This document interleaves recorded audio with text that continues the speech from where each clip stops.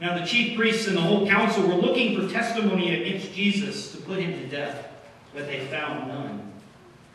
For many gave false testimony against him, and their testimony did not agree. Some stood up and gave false testimony against him, saying, "We heard him say, 'I will destroy this temple that is made with hands, and in 3 days I will build another not made with hands.'" But even on this point, their testimony did not agree. Then the high priest stood up before them and asked Jesus, "Have you no answer? What is it that they testify against you?" But he was silent and did not answer. Again the high priest asked him, "Are you the Messiah, the Son of the Blessed One?" Jesus said, "I am. And you will see the Son of Man at the right hand of the power, and coming with the clouds of heaven." Then the high priest tore his clothes and said, "Why do we still need witnesses? You have heard his blasphemy. What is your decision?" All of them condemned him as deserving death. Some began to spit on him, to blindfold him, and to strike him, saying to him, "Prophesy." The guards also took him over and beat him. While Peter was below in the courtyard, one of the servant girls of the high priest came by. When she saw Peter warming himself, she stared at him and said, "You also were with Jesus, the man from Nazareth." But he denied it, saying, "I do not know or understand what you are talking about." And he went out into the forecourt. Then the cock crowed. And the servant girl, on seeing him, began to say to the bystanders, "This man is one of them." But again he denied it. Then after a little while, the bystanders again said to Peter, "Certainly you are one of them, for you are a Galilean." But he began to curse, and he swore an oath, "I do not know this man you are talking about." At that moment, the cock crowed for the second time. Then Peter remembered what Jesus had said to him, "Before the cock crows twice, you will deny me 3 times." And he broke down and wept. As soon as it was morning, the chief priests held a consultation with the elders and scribes and the whole council. They bound Jesus, led him away, and handed him over to Pilate. Pilate asked him, "Are you the king of the Jews?" He answered him, "You say so." Then the chief priests accused him of many things. Pilate asked him again, "Have you no answer? See how many charges they bring against you." But Jesus made no further reply, so that Pilate was amazed. Now at the festival, he used to release a prisoner for them, anyone for whom they asked. Now a man called Barabbas was in prison with the rebels who had committed murder during the insurrection. So the crowd came and began to ask Pilate to do for them according to the custom. Then he answered them, "Do you want me to release for you the king of the Jews?" For he realized it was out of jealousy that the chief priests had handed him over. But the chief priests stirred up the crowd to have him release Barabbas for them instead. Pilate spoke to them again, "Then what do you wish me to do with the man you call the king of the Jews?" They shouted back, "Crucify him!" Pilate asked them, "Why? What evil has he done?" But they shouted all the more, "Crucify him!" So Pilate, wishing to satisfy the crowd, released Barabbas for them. And after flogging Jesus, he handed him over to be crucified. Then the soldiers led him into the courtyard of the palace, that is the governor's headquarters. And they called together the whole cohort. And they clothed him in a purple cloak.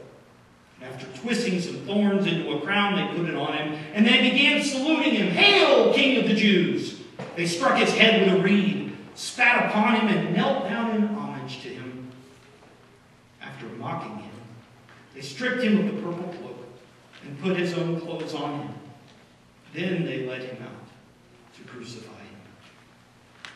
They compelled a passerby who was coming in from the country to carry his cross. It was Simon of Cyrene, the father of Alexander and Rufus. Then they brought Jesus to the place called Golgotha, which means the place of a skull. And they offered him wine mixed with myrrh, but he did not take it.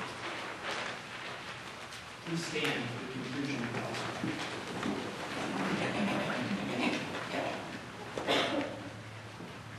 And they crucified him and divided his clothes among them, casting lots to decide what each should take. It was 9 o'clock in the morning when they crucified him. The inscription of the charge against him read, "The King of the Jews." And with him they crucified 2 bandits, one on his right and one on his left. Those who passed by derided him, shaking their heads and saying, "Aha, you who would destroy the temple and build it in 3 days, save yourself and come down from the cross." In the same way, the chief priests, along with the elders and the scribes, were also mocking him among themselves and saying, "He saved others. He cannot save himself. Let the Messiah, the King of Israel, come down from the cross now, so that we may see and believe." Those who were crucified with him also taunted him. When it was noon, darkness came over the whole land until 3 in the afternoon. At 3 o'clock, Jesus cried out with a loud voice, "Eli, Eli, lama sabachthani," which means, my God, why have you forsaken me?" When some of the bystanders heard it, they said, "Listen, he is calling for Elijah."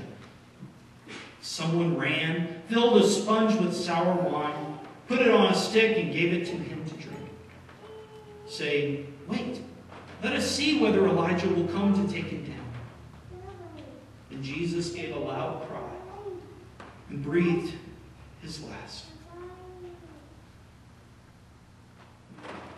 And the curtain of the temple was torn in 2 from top to bottom.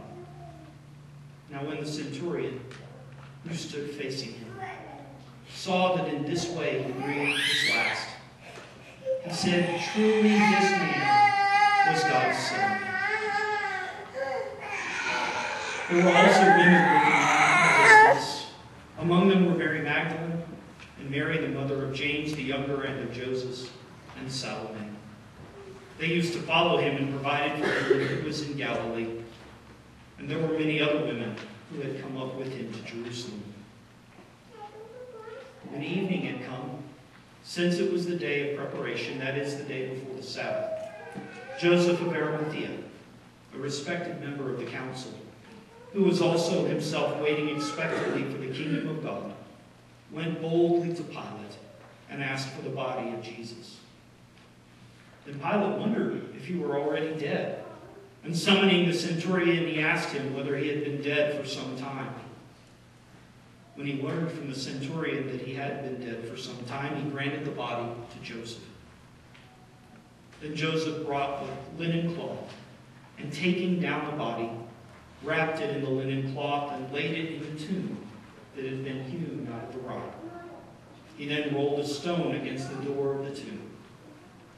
Mary Magdalene and Mary, the mother of Joseph, saw where the body was laid. The Gospel of the Lord. Praise to you, Lord.